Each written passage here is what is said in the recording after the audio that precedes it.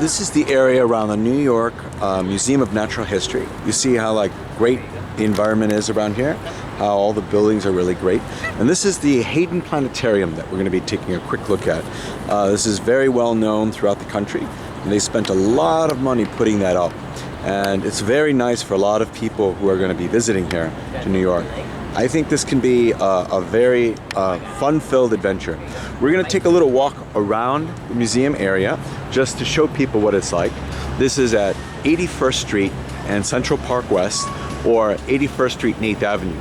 They renamed Central Park West, or they renamed 8th Avenue as it goes north of 59th Street, Central Park West. It's a very well-known area for a lot of celebrities. A lot of celebrities really enjoy living on there. That's because a lot of the buildings on Central Park West were built prior to World War II, and they have a lot of extra space.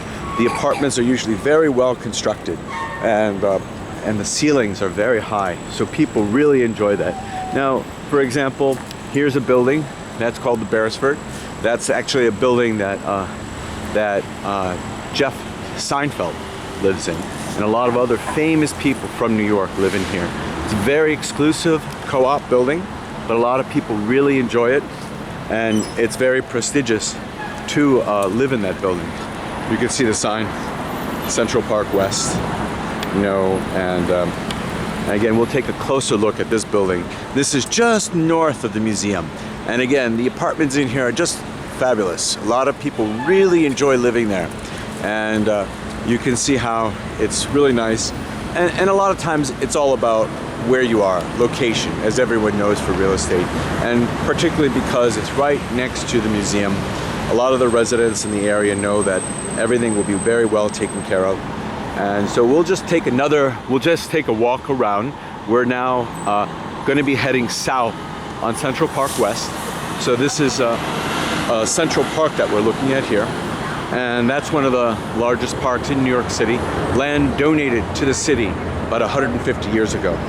So this museum itself was the scene of a number of different movies, and one of the more famous recent movies was A Night at the Museum, with some of the famous actors from history, like Dick Van Dyke, and a number of other people that were in the movie too.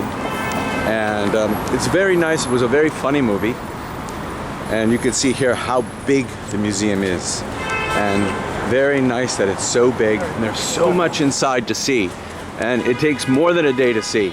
And there are quite a few museums in New York that are just like that, where it takes more than a day. Even though you think you're just going to show up and walk through, you really can't. And the exhibits in the museum are just fantastic. Like when you see them, some of the museum exhibits were set up 50 years ago, 80 years ago, and they look like they were set up yesterday. I'm sure they're very well maintained, but just when you walk through, you see the different parts of the museum. The Native American part of the museum, the Oriental part of the museum, the prehistoric part of the museum. Things that you could never see elsewhere.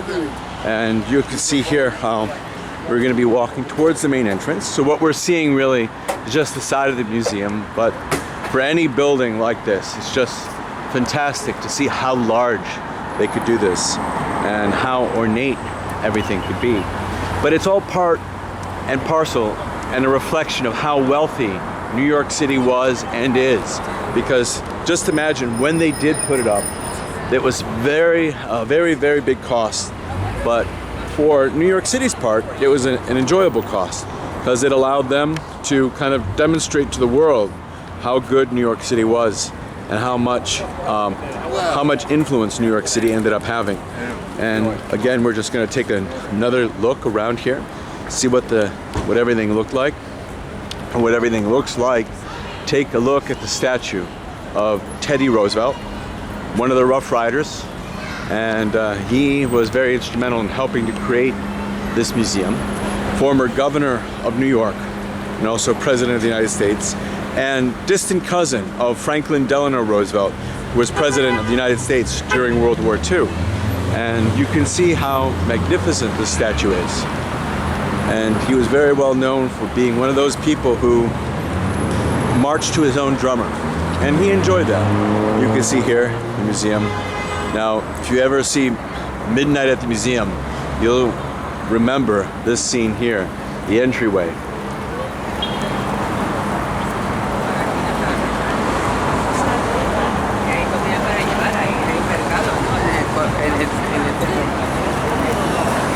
And again, we're just taking a walk around the museum just to show everyone what the museum looks like, what the neighborhood looks like, just to get a better idea of the area so that when people do come and visit it, and if they want to, they have an idea of what is around here.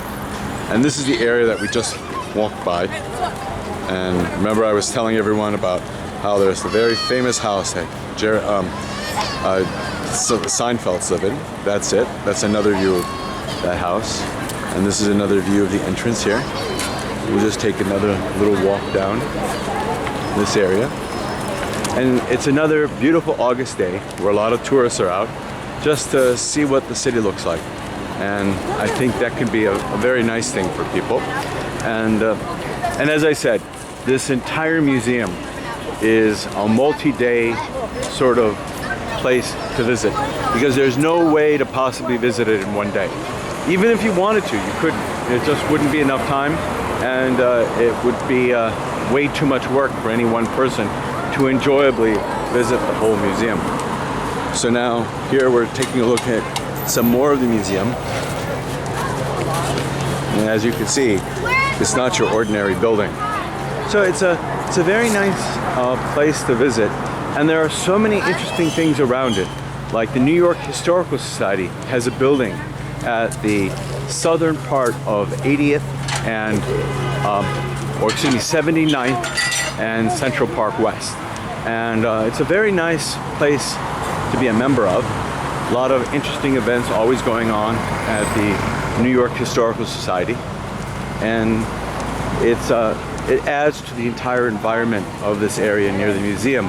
And again, one of the reasons why people enjoy living by the museum is because it's very well taken care of.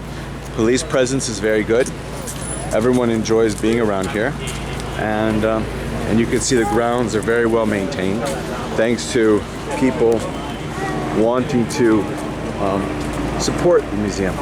And the museum has a lot of big donors who are very interested in making sure that the museum is taken care of. And you can see just down Central Park West, and I'll focus on it right now, you can see some of the more busy areas of Columbus Circle. And we'll focus on it right now. You can see right down there, that's Columbus Circle. That's 59th Street and Central Park West. And it looks like it's far away, but it really isn't. It's maybe a 10-minute walk from here. And a lot of people do walk that, especially on Central Park West. And that is 157th Street, that very tall building. That's very well known for the apartments that sell in there for about $20 million to $50 million. A lot of billionaires are ending up buying apartments in that building, 157th Street. That's on 57th Street and 6th Avenue. So it's a very nice place to be. Of course, if you're a billionaire, you know, but if you're not a billionaire, it's still very nice to live around there. And again, that's Columbus Circle. And what we're seeing here is the building that's the New York Historical Society. And we're just taking another little walk around just to see the remaining part of the Museum of Natural History. And you can see here how big it is here and how it's very nice. This is exactly why I was saying to everyone how this is the sort of building that's very difficult to see in one day because there's multiple floors, multiple sections to see. And even if you wanted to see it in one day, it just would not be possible. And here are some of the neighboring buildings. This is on 77th and Central Park West. Some of the neighboring buildings that are right around here that are very nice for people just to live in. Very historical and very expensive too, because this is one of the desirable areas of New York City to live in, because people find that everything is very nice here, with the neighbors being very nice, and police presence being very, very strong. And we're taking a look west on West 77th Street. This is right, just directly south of the museum. Chance just for everyone to see what the buildings are like and what the museum area looks like. And again, this is the museum covered by the trees, but you can see how people are interested in spending a very nice day here on this Saturday. I mean, we can walk on that side.